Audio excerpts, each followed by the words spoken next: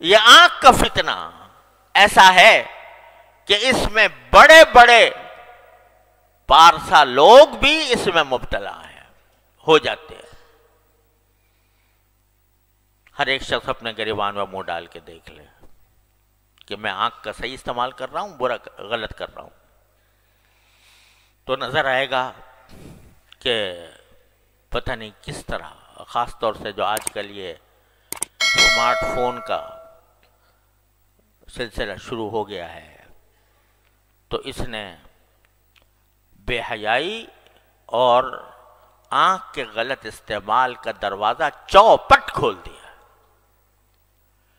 اچھا خاصا نمازی ہے، پرہیزگار ہے، صف اول میں نماز پڑھنے والا ہے، لیکن تنہائی میں بیٹھا ہے اور اپنی آنکھوں کو اللہ تعالیٰ کی نافرمانی میں استعمال کر رہا ہے۔ کیا کتنی بڑی غداری، کتنی بڑی خیانت، کتنی بڑی نافرمانی۔ تو اس لیے میں یہ عرض کرتا ہوں کہ جس شخص کو یہ بھروسہ نہ ہو کہ وہ اپنے آپ کو محفوظ رکھ سکے گا اس فتنے سے، اس کے لیے ایسا فون استعمال کرنا جائز نہیں، جس کو یہ بھروسہ نہ ہو۔ اگر بھروسہ ہے تو بعض اوقات اس سے اچھے کام بھی لیے جا سکتے ہیں، لیکن پاؤں پھسلنے کا ہر وقت خطرہ، نگاہ کے پھسلنے کا ہر وقت خطرہ۔ لہٰذا بھائی کتنے دن کی زندگی ہے پتہ نہیں، کسی کو پتا ہے کہ کب اس کو موت آ جائے گی، تو اپنے اللہ تعالیٰ کی دی ہوئی اس نعمت کو کیوں داؤ پر لگاؤ، اس داؤ پر لگاؤ کہ اس کا غلط استعمال ہو گیا تو وہاں پکڑ ہو جائے گی اللہ تعالیٰ کی۔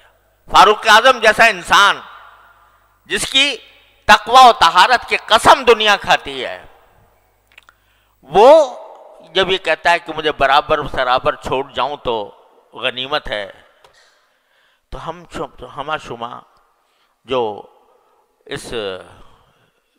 ان قسم کے فتنوں میں مبتلا ہو جاتے ہیں، ان کے دل میں خیال نہیں آتا، ان کے دل میں یہ خوف نہیں ہوتا کہ یہ جو ہم اللہ تعالیٰ کی نعمتوں کا غلط استعمال کر رہے ہیں، ایک دن اس کا حساب دینا ہوگا، ایک دن اللہ تعالیٰ کے سامنے حاضری ہوگی، اور ایک ایک نگاہ جو جس چیز پر ڈالی ہے اس کا حساب مجھے دینا ہوگا۔ تو اللہ تبارک و تعالیٰ اپنے فضل اور بھائی دیکھو، یہی وہ چیز ہے کہ جو انسان سے محنت، مشقت اور اپنے نفس پر زبردستی چاہتی ہے، زبردستی۔ بہت عرصے تک میں بیان کرتا رہا ہوں، یا ایھا الذین آمنوا اتقوا اللہ وجاہدوا فی سبیلہ، کہ تقوی کا راستہ یہ ہے کہ اللہ کے راستے میں محنت کرو۔ کیا محنت کرو؟ کہ نفس کسی طرف بلا رہا ہے، مچل رہا ہے، گناہ کی خواہش دل میں پیدا ہو رہی ہے، اور تم اس خواہش کو زبردستی کر کے دباؤ، یہ ہے مجاہدہ۔ اور اس مجاہدے کے ثمرات یہ ہوتے ہیں، حضرت تھانوی رحمۃ اللہ فرماتے ہیں کہ جتنا انسان اپنے نفس کو، نفسانی خواہشات کو روکتا ہے اللہ کے لیے، اتنا ہی اللہ تعالیٰ سے قرب بڑھتا ہے۔ وَأَمَّا مَنْ خَافَ مَقَامَ رَبِّهِ وَنَهَى النَّفْسَ عَنِ الْهَوَىٰ فَإِنَّ الْجَنَّةَ هِيَ الْمَأْوَىٰ، جو اپنی خواہشات کو اللہ کے لیے روکتا ہے، دل تو مچل رہا ہے بہت، بے شک مچل رہا ہے، نفس بھی آمادہ کر رہا ہے، شیطان بھی آمادہ کر رہا ہے، لیکن مجھے یہ اللہ تعالیٰ کے سامنے جواب دینا ہے، اپنی ایک ایک نظر کا جواب دینا ہے۔ اس کا احساس کر کے جب آدمی اپنے اوپر زبردستی کرتا ہے تو اللہ تبارک و تعالیٰ کے ہاں اس کی درجات میں ترقی ہوتی ہے، تعلق میں اضافہ ہوتا ہے، اللہ تعالیٰ کی محبت اس کے دل میں پیدا ہوتی ہے، اللہ تعالیٰ اس سے محبت فرماتے ہیں۔ تو میرے بھائیوں اور بہنوں، اللہ تبارک و تعالیٰ کی نعمتوں کا پہلے تو احساس کرو، کثرت سے سوچا کرو کیا کیا نعمت مجھے ملی ہوئی ہے، اور اس نعمت کو صحیح استعمال کرنے کے لیے اپنے نفس کو زبردستی، اپنے نفس پر زبردستی کرو، اور اس کی نافرمانی میں استعمال کرنے سے اپنے آپ پر زبردستی کر کے بچاؤ۔ کیا قیامت آ جائے گی؟ ایک تو تنہائی کے اندر بیٹھے ہوئے دیکھ رہے ہو کچھ، اگر فرض کرو سمجھو کہ اس وقت تمہارا کوئی باپ آ جائے، تمہاری ماں آ جائے، تمہاری بہن آ جائے، تمہاری استاد آ جائے، کیا پھر بھی تمہارا دل مچلتا رہے گا؟ کیا پھر بھی وہ خواہش جو دل کی ہے وہ اسی درجے میں برقرار رہے گی؟ فوراً بند کر دو گے۔ اب کیسے بند کر دیا بھائی؟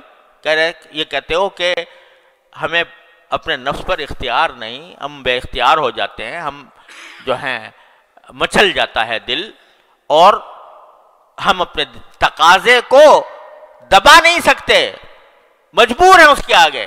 ارے اب کہاں گئی مجبوری؟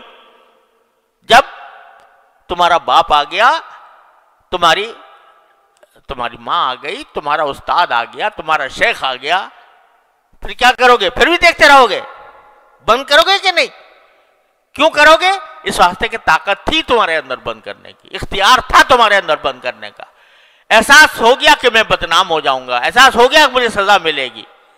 ارے وہ جو ہر وقت تمہیں دیکھ رہا ہے اس کی پرواہ نہیں، اور اگر اس کی پرواہ ہے تو پھر اسی طرح بند کرو جیسا کہ اپنے باپ، بھائی، استاد اور بڑے کے سامنے بند کرتے ہیں۔ تو اپنے نفس پر یہ زبردستی کرنی ہوگی، اور اسی زبردستی کے ذریعے تم اللہ تعالیٰ تک پہنچو گے۔ یا ایھا الذین آمنوا اتقوا اللہ وجاہدوا فی سبیلہ لعلکم تفلحون۔